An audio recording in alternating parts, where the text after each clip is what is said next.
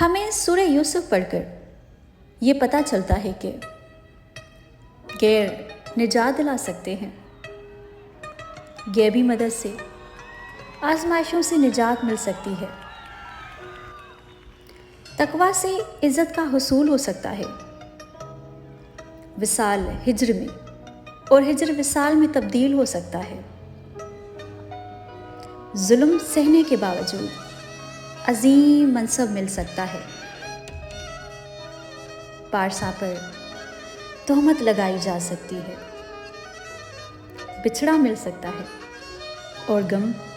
خوشی میں بدل سکتا ہے، اپنی ہلاکت میں ڈال سکتے ہیں، قریب ترین عزیز جدا ہو سکتا ہے، سگے حسد کر سکتے ہیں اور ہر خواب کو تعبیر مل سکتی ہے، بلا جرم قید بھی ہو سکتی ہے۔